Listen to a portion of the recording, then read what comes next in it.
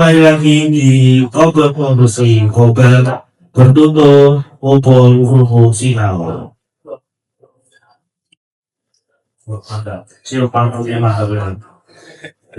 Siapapun yang tidak minum sirup mangrove itu, itu kalau puasa enaknya minumnya sirup mangrove. Kalau sirup yang apa tuh kayak apa namanya? Film-film itu iklannya di water naga, tapi naga kok minum sirup. Nanti kalau naga diabetes gimana? Nah, repot itu. Terus tadi dokternya ya, ada dia naga.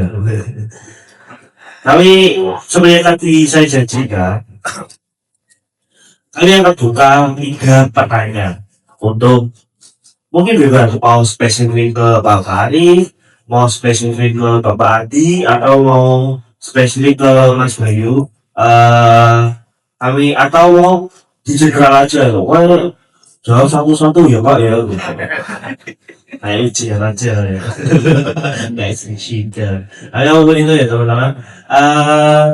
Mungkin ada relawan yang mau bertanya dari mungkin Mas Arul.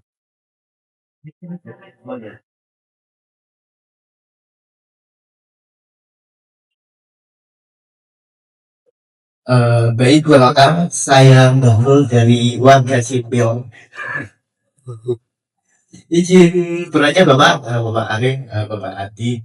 Eh, dalam lingkungan ini kan banyak kompleks ya. Nggak cuma dari pemerintah, kemudian ada pihak masyarakat dan dalam problem lingkungan ini saling sinergi lah.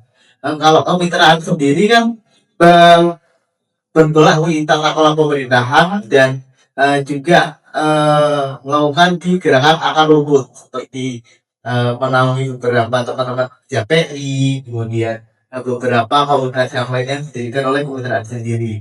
Nah, kepada Bapak Arif nih, dari saya ingin bertanya, dalam pembangun penyelesaian masalah lingkungan itu ketika di akar rumput itu masalah dan tantangan terbesarnya itu apa Pak?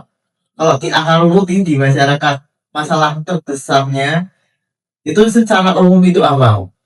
Yang teman-teman kober atau teman-teman yang ada di sini itu tahu. Nah, kemudian kalau Pak Adi itu sebagai pejabat publik, nah kalau tantangan besar sebagai pejabat publik itu apakah di undang-undangnya ataukah di anggarannya atau apa sebagai masalah terbesarnya sehingga mungkin nanti bisa jadi apa ya kan dari pemuda atau dari yang lain itu bisa sinergi nantinya seperti itu sih. Terima kasih. Mas Bayu udah. Ini mau dijawab atau mau nabung pertanyaan dulu Pak? Nabung dulu baik. Ada yang mau bertanya lagi teman-teman?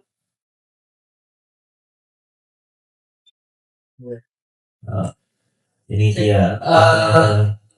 Kalau izin bertanya, kalau dari saya mungkin singkat saja ya. Si pertanyaannya mungkin dari pandangan pembicara yang luar biasa ini, tidak pembicara yang luar biasa ini, tanggapannya mengenai yang tadi disinggung Pak Adi mengenai RTH dan lain-lain.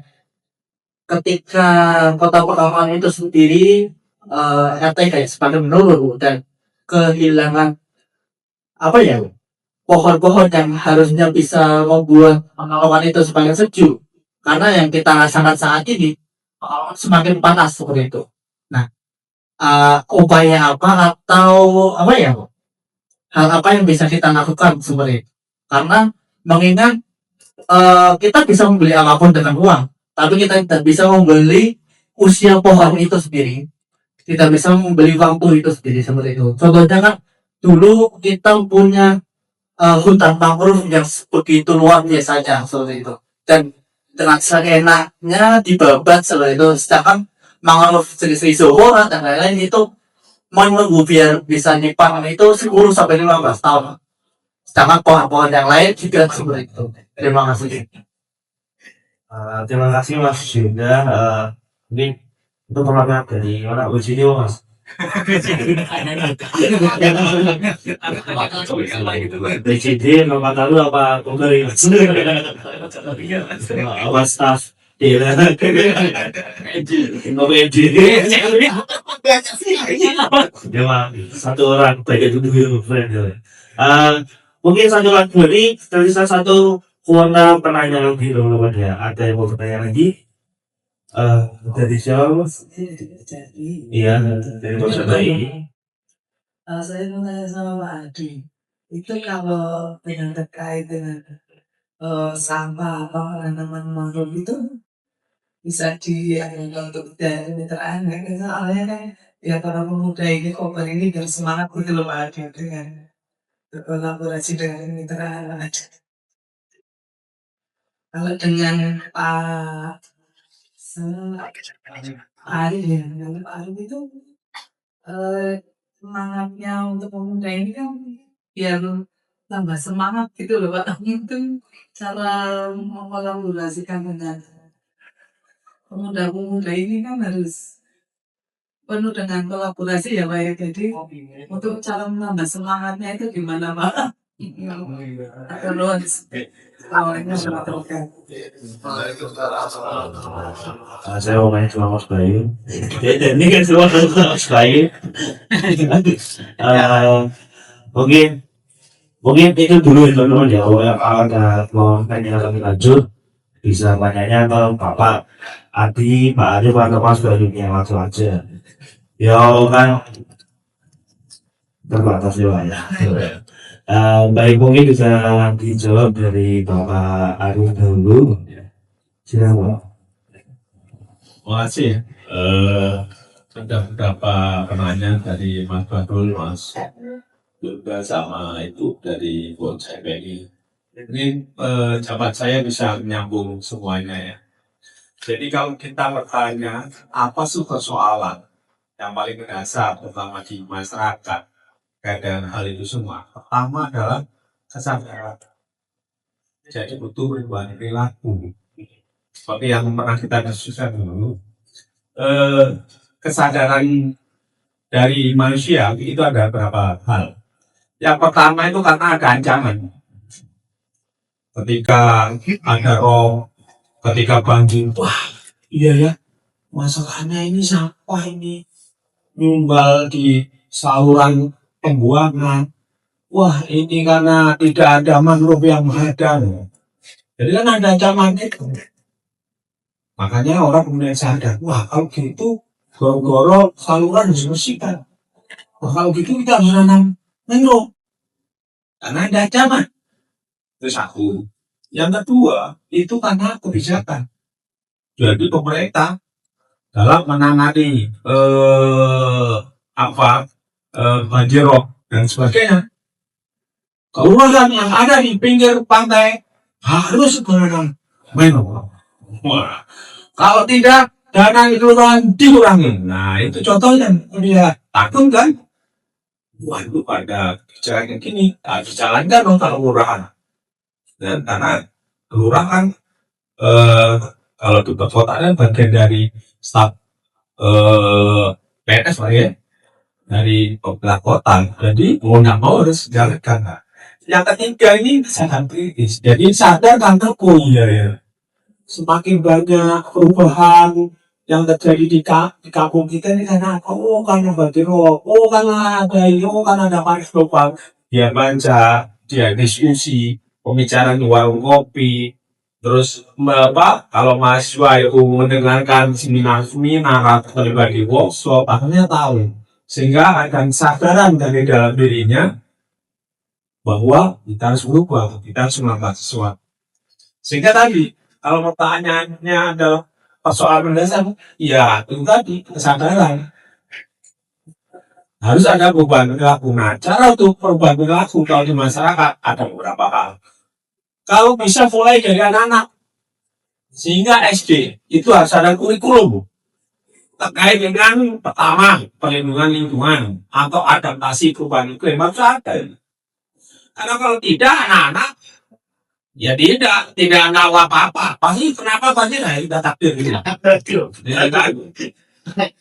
Ayo, itu ya kesalahannya alamnya tidak tenang. Akhirnya nyalakan orang.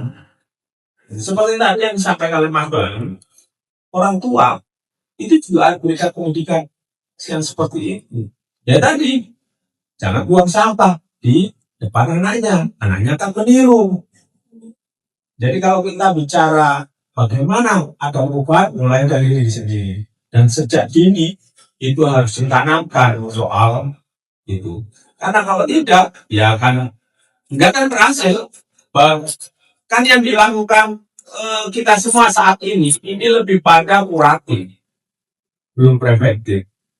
Jadi alangkah baiknya kalau nanti di dalam pendidikan sekolah formal atau informal termasuk kalau kita sering dengarkan ceramah agama, dai-dainya kita training tentang lingkungan, sehingga cari materi-materi dakwahnya ya mendukung untuk pelindungan lingkungan, gitu kan. Contoh misalkan buang sampah itu tidak baik dalam Al-Quran apa misalkan kalau di agama Islam, termasuk di agama yang lain. Jadi dari aspek pendidikan formal, informal, agama dan sebagainya harus mulai dari sini, termasuk perubahan agar terjadi perubahan perilaku. Karena perubahan perilaku itu tidak gampang. Kalau makin pengen cepat ya tadi itu kebijakan dengan denda sehingga orang buat sampah denda bayar atau kerja sosial ikut obat 1 tahun masukkan pantai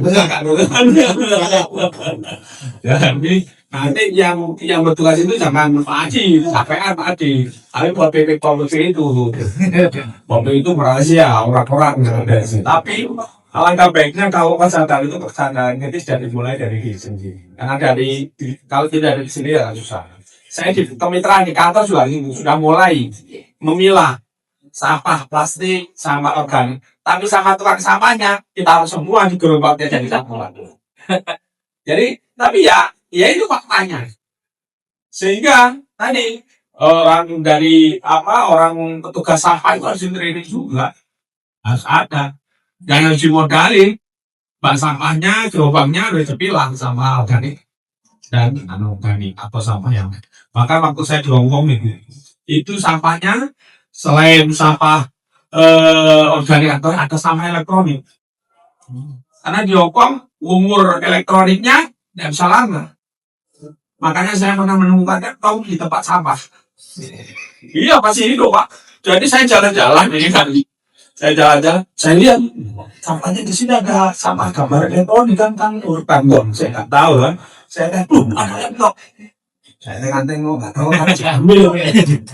Masih ada ya apa kamera saya buka. Aduh takut semua ini. Bagaimana cara? Oh ini pasti formatnya, susunannya pasti sama dengan laptop yang tak tahu. Jadi di mana sih startnya, di mana itu sih untuk kliknya. Itu saya lihat gambarnya itu aja.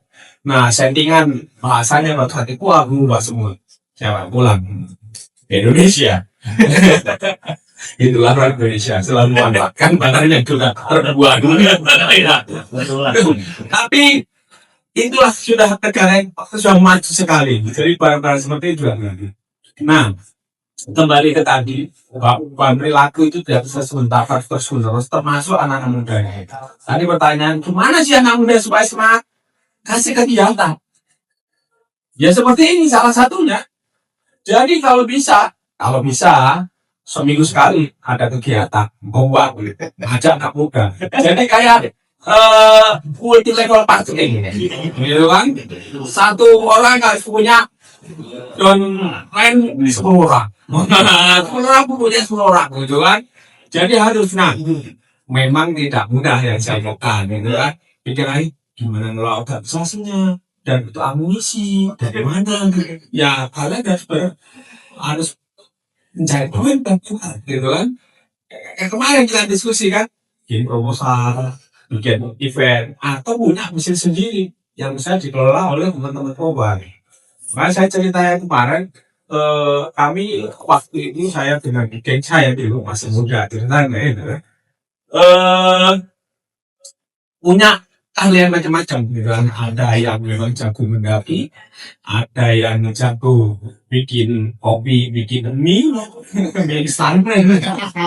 Ada jago yang punya data apapun, karena dia bisa cari data. Akhirnya kita mikir, ini kalau kita nggak kenal organisasi kita ya kan panik.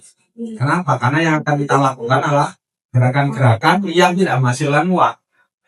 Akhirnya ya, teman yang tadi pintar bikin kopi, bikin mie itu kita urunan buat kafe. Kan kecil-kecil. Dulu waktu itu konsumennya nggak dapat sendiri, lama-lama berkembang. Itu satu. Kedua, teman yang minta cari data itu dia jual informasi. Jadi informasi soal rumah jual, kos-kosan, terus mobil dijual, itu seperti itu. Jadi belum ada namanya OLX atau apa, saya tidak bikin. Jadi banyak akhirnya.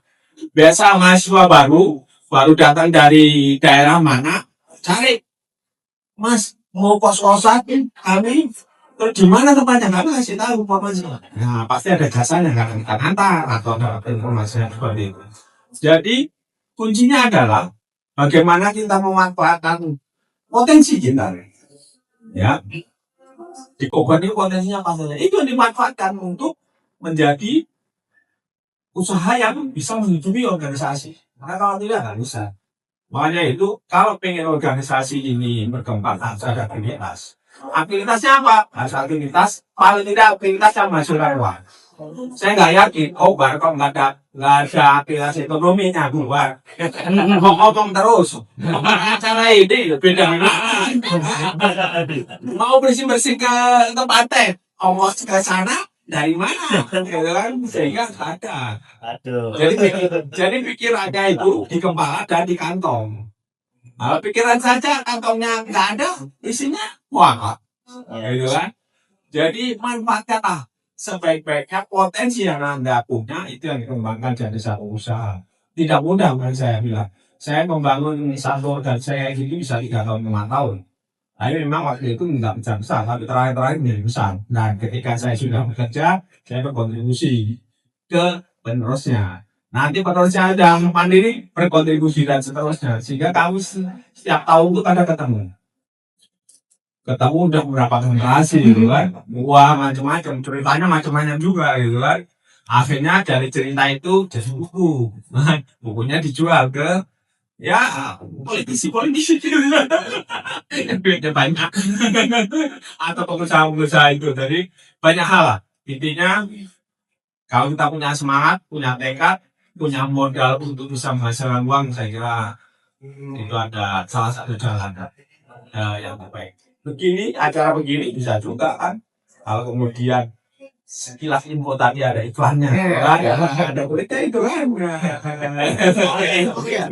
Acara ini misalkan bisa besar, kemudian penontonnya jutaan misalkan, juga itu kan masuk YouTube. Wah, itu. Jadi ini salah satu usaha. Tapi paling tidak kita harus berani memulai. Kalau kita memikirkan kegagalan selamanya Anda tidak akan berhasil. Saya kira itu dari saya. Terima kasih. Ya, Pak. Oke. Berikutnya kami coba menjawab memang betul tadi hal apakah yang paling dasar untuk menyelesaikan ini. Kemudian disampaikan Pak Alif tadi sadaran yang diikuti dengan kepedulian. Kalau hanya sadar tanpa action, tanpa peduli, ya punya ibarat orang bangun masih di tempat tidur, tidak apa-apa juga. Jadi harus kita tidak lanjuti dengan kepedulian, dan kepedulian itu harus bisa menularkan kepada pengembangan kepedulian lain ke masyarakat atau ke sesama. Itu penting sekali.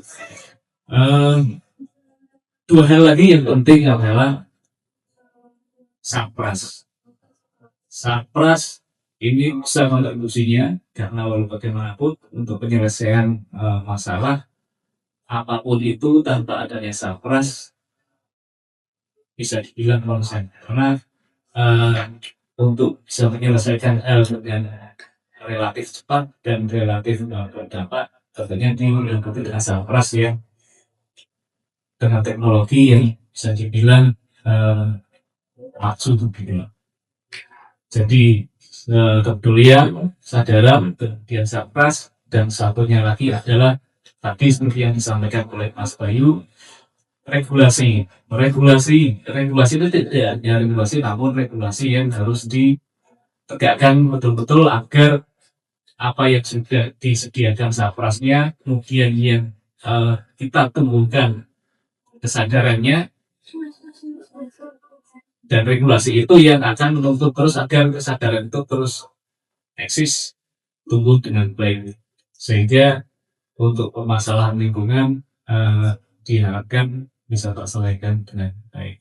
Memang kesadaran ini suatu hal yang sifatnya massal, mungkin kalau dinilai dari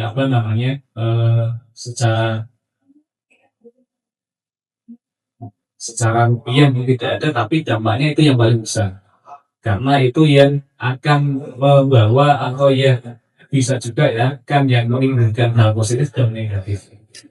Nah, itu yang sangat penting karena tanpa kesadaran dan tanpa kepedulian selaku aktor-aktor satu wilayah, warga dan masyarakat adalah aktor wilayah, tentunya tidak mungkin permasalahan lingkungan dan permasalahan apapun bisa terselesaikan.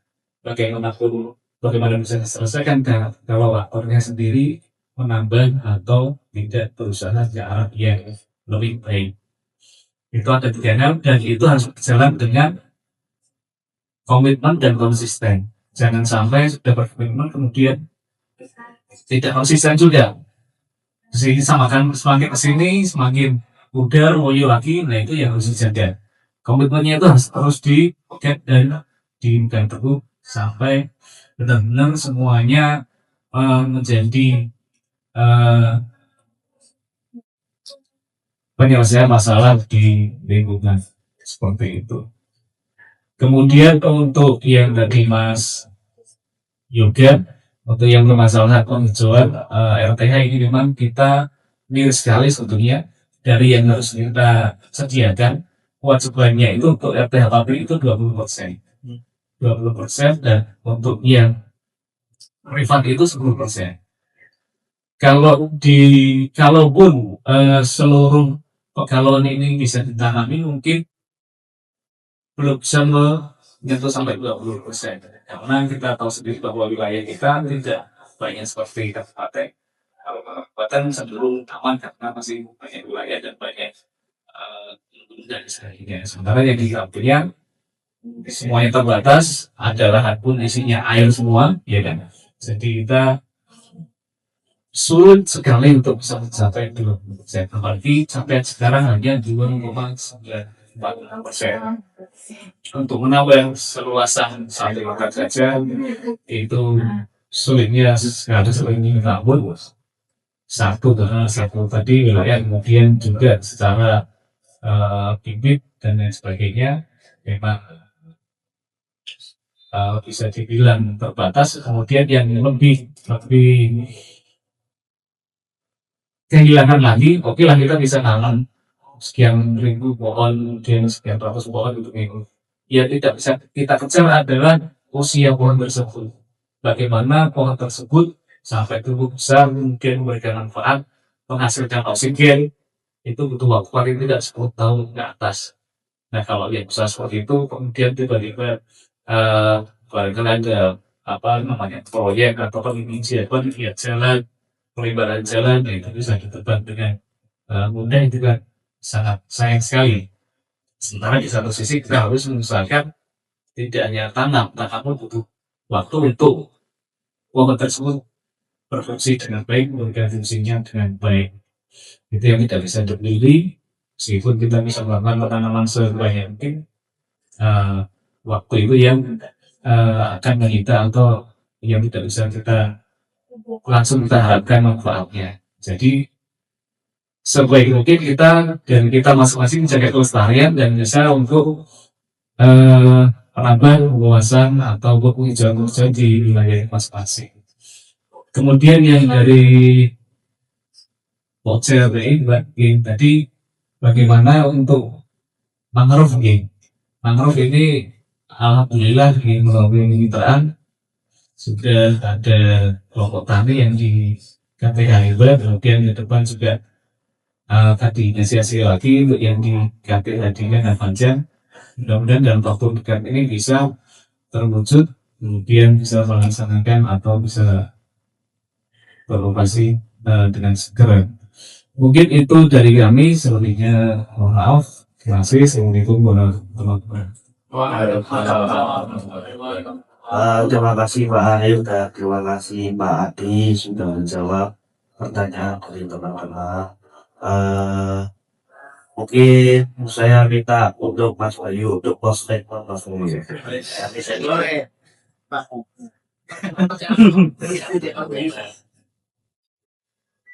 Kalau closing statement kayaknya nggak berat, namun saya titip pesan aja terusnya apa yang disampaikan guru-guru saya. Bahwa semua kan ditanya pertanyaan jawabannya kok. Jadinya kamu ngapain gitu ya. Saya nggak tahu apakah saya buat sama ke depannya saya ikut kobar, saya jadi petugas tiaga, saya jadi tim lingkungan itu bisa jadi syafaat, semoga saja bisa. Kemudian kalau saya dari besok yang dari terus selesai ya itu Mbak. Coba nih, jadilah lokal hero meskipun tanpa apresiasi dan dokumentasi postingan pribadi gitu ya. Namun itu kebaikan kalian bisa apa? Saya kira seperti itu sih. Dan melanjutkan guru saya tadi, saya pernah bilang bahwa kamu tuh harus pintar, kamu tuh harus sugih karena umat sudah menunggu. Terima kasih. Terima kasih Mas Bayu. Sangat luar biasa dan luar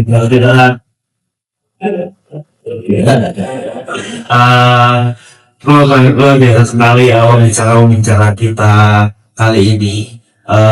Kemarin kita sudah membahas tentang apa tuh episode sebelumnya itu kita sudah membahas tentang ngomongin lingkungan, siapapun bisa ngomongin, siapapun berani ngomongin.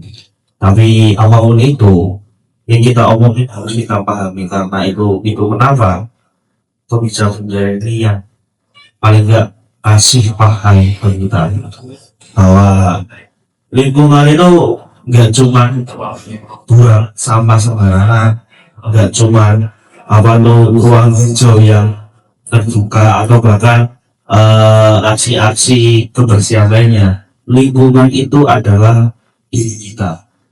Kita adalah salah satu faktor dari lingkungan tersebut.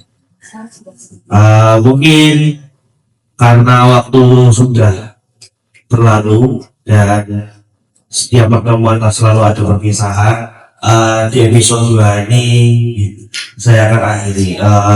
Kobar urusi apapun diurusi, kobar bertutur mukul kerudung dan sinau. Baik, selama 3 malam sampai jumpa di episode selanjutnya. Terima kasih.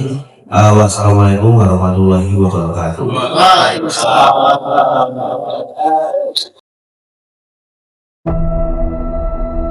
Kenapa Anda begitu peduli untuk mengembalikan ekosistem awam? Karena kita butuh, Gus. Ini anugerah Allah, pohon anugerah, tambang anugerah. Mari kita lihat kalkulasi maslahat mafsadatnya. Tidak semua hal harus kita ekstraksi. Tidak semua hal atau anugerah ini menjadi nikmat kita. Ada juga anugerah di muka bumi ini yang menjadi nikmat dan harus kita wariskan kepada anak cucu kita. Bukan begitu, bukan begitu. Saya waktu kecil di kampung saya menikmati ekosistem yang baik. Pohon banyak, sawah banyak. Sekarang karena pertambahan penduduk, ekosistem itu hilang. Anak saya tidak lagi bisa menikmati itu. Gus, tidak head to head dibandingkan dengan pertumbuhan penduduk.